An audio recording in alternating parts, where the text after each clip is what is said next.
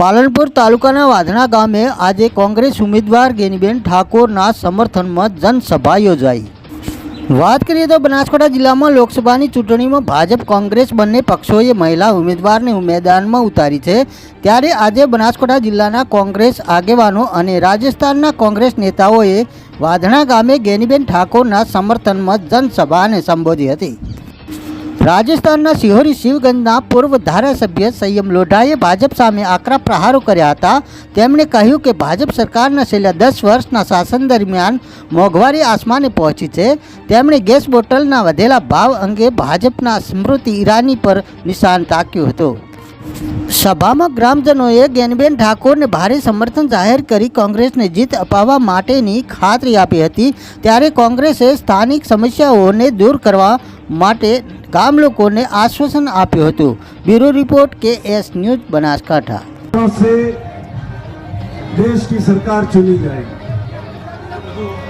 पिछले 10 साल से दिल्ली में बीजेपी की सरकार है और ये हम सब लोगों के लिए इस बात का मौका है कि उन्होंने चुनाव के वक्त हमसे क्या वायदा किया था और 10 सालों में क्या काम किया, इस पर विचार करके हम निर्णय करें। आपको याद होगा वो स्मृति ईरानी 2014 में गैस के सिलेंडर के 5 रुपए बढ़ते थे और गोद में सिलेंडर लेकर के घूमती थी। आज उस गैस के सिलेंडर के भाव जो 400 रुपए थे वो क्या हो गए? क्या हो गए? वो दाल जो 2014 में आप 65 रुपए किलो खरीदते थे, आज उस दाल के भाव क्या हो गए? 120 रुपए हो गए।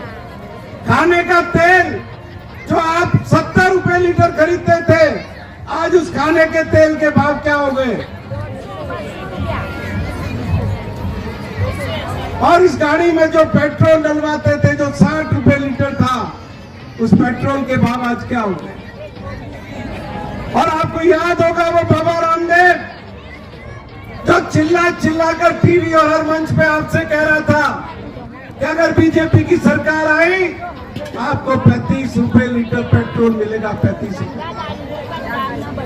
आज देश में 68 लाख सरकारी नौकरियों के पद खाली पड़े हुए हैं, 38 लाख राज्यों के और 30 लाख केंद्र सरकार। आप एक चाय कम पी करके, एक रोटी कम खा करके, एक बीड़ी का बंडल कम पी करके अपने बच्चों को पढ़ाते हो। आपके पढ़े लिखे बच्चे आज रखड़ रहे हैं। कौन जिम्मेदार है इसका? ये विचार करने का सब अवसर ये चुनाव है। अब मां की पेट से राजा पैदा नहीं होता है। अब वो जमाना नहीं है कि घोड़ों पर कोई तलवार लेकर के जा रहा है और राज कब्जे कर रहा है। अब राज आपके हाथों में है। आपने इधर का बटन दबाया, राज इधर। आपने इधर का बटन दबाया, राज इधर। तो सोच समझ करके ताकत देने का निर्णय करो। आप विचार करो 2014 में जब कांग्रेस की सरकार गई, देश की जनता के ऊपर 55 लाख करोड़ रुपए का कर्ज था। आज 10 साल बाद देश की जनता पर कितना कर्ज है? कोई बता सकता है? कितना कर्ज है? 205 लाख करोड़ रुपए। मतलब 67 साल में कांग्रेस की सरकारों ने 55 लाख करोड़ का कर्जा लिया और 10 साल में इन्होंने 150 लाख करोड़ रुपए का कर्जा लिया। आज एक बच्चा भी पैदा होता है वो 1.5 लाख रुपए का कर्जा लेकर के पैदा। आपको नहीं चुकाना है, चुकाना देश को है। लेकिन देश को गर्त की तरफ धकेलने का काम इस बीजेपी की सरकार ने किया। आप किसान भाइयों से क्या कहा था? 2022 तक किसानों की आमदनी दुगनी होगी। हुई? एमएसपी का आपको वायदा किया था, मिनिमम सपोर्ट प्राइस का कानून लाने का वायदा किया था। और जब किसान दिल्ली की सीमा पर गए तो क्या किया? सड़कों के ऊपर 1.5 फीट के कीले लगा दिए। 700 किसान वहां मर गए। मतलब ये एक ऐसा प्रजातंत्र है तो जो चारों तरफ से हमको तानाशाही की तरफ धकेल रहा। अभी एक चुनाव हो रहे हैं, आपने पढ़ा होगा अरुणाचल प्रदेश के अंदर 10 विधायक निर्विरोध निर्वाचित हुए। आप खजुराहो के अंदर नॉमिनेशन खारिज कर दिया। आपके सूरत में क्या हुआ? क्या हुआ सूरत में? ये तो आपको ध्यान होगा, फॉर्म खिंचवा दिया। इंदौर में क्या हुआ? जिस आदमी को कांग्रेस पार्टी ने उम्मीदवार बनाया, 17 साल पुराने मुकदमे के अंदर धारा 307 जोड़ करके दबाव में लेकर के उनको फॉर्म खिंचवा। और कल आपके पालनपुर में क्या हुआ? गैनीबेन ठाकुर के जितने होर्डिंग लगे हुए थे वो सारे होर्डिंग इन्होंने हटा दिए। जो चुनाव लड़ने तक नहीं देना चाहते, लोगों को फॉर्म भरने तक नहीं देना चाहते, तो ये बात दिमाग में आप बिठा लो कि ये चुनाव प्रजातंत्र को बचाने का चुनाव है, लोकतंत्र को बचाने का चुनाव है। पूरे देश में काले धन के बल पर जिस तरीके से उन्होंने विधायक खरीदे, गोवा में खरीदे, कर्नाटक में खरीदे, मध्य प्रदेश में खरीदे, महाराष्ट्र में खरीदे, सरकारें गिराने का काम किया। क्या इसलिए हमने वोट दिए? और ये इतनी मेरी माताएं बहनें बैठी हुई है, सत्ता तो आपने दी, 2 बार गुजरात में से 26 सीटें दी, लेकिन उनके दिमाग खराब। मंडी में चुनाव में गए प्रचार करने तो सुनंदा पुष्कर जो शशि थरूर सांसद की पत्नी है, उसके लिए क्या कहा? ये 50 करोड़ की गर्लफ्रेंड है। इस तरीके की भाषा बोलते हैं। सोनिया गांधी के लिए क्या कहा? ये कांग्रेस की जर्सी गाय है।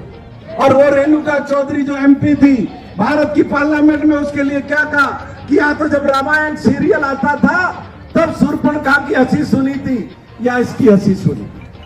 इस तरीके की भाषा का प्रयोग करते हैं। और पश्चिमी बंगाल में जब प्रचार करने गए तो वहां की मुख्यमंत्री ममता के लिए क्या कहा? किस टोन में कहा? दीदी, ओ दीदी। आपने देखा होगा हमारी बेटियां जो देश के लिए मेडल, જેને આપણા દીકરા દીકરીઓનું ભવિષ્ય બગાડ્યું હોય, પેપર ફોડીને એમને આપણે 7મી તારીખે ફોડવાના કે નહીં ફોડવાના? ફોડવાના છે ને. અને આપણે કોઈ હથિયારથી નથી ફોડવાના. આપણને જે બંધારણીય હક જે મળેલો રહ્યો ને, એ બંધારણીય હક મતદાન કરીને આપણે 7મી તારીખે એ પેપર ફોડવા વાળા રહ્યા એમને આપણે પાઠ ભણાવવાનો છે.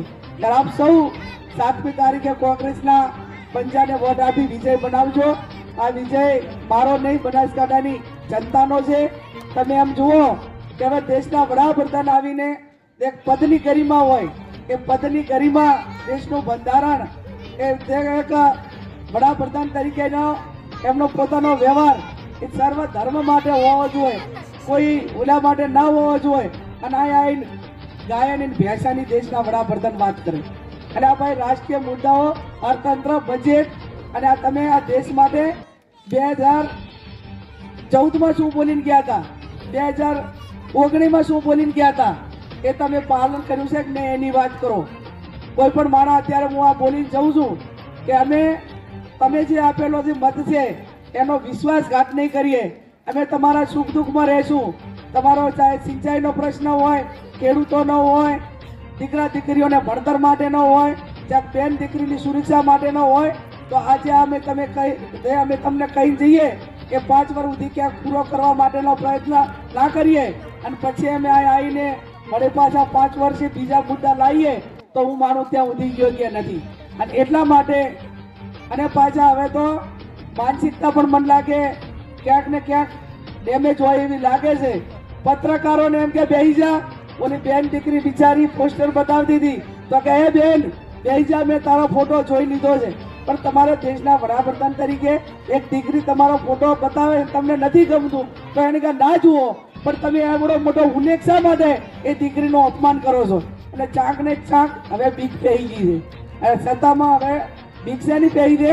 દેશનો વડાપ્રધાન રહેવાય કે ના રહેવાય એની બીક નથી. 10 વર્ષમાં બીજા સામેથી અત્યાચાર ગુજાર્યા અને સત્તા પરિવર્તન થયું ને તો કે આ મેં કર્યું એવું હું અનુકરણ હાર્યા કરશો તો મારી દશા શું થાય ને એની બીક લાગે છે.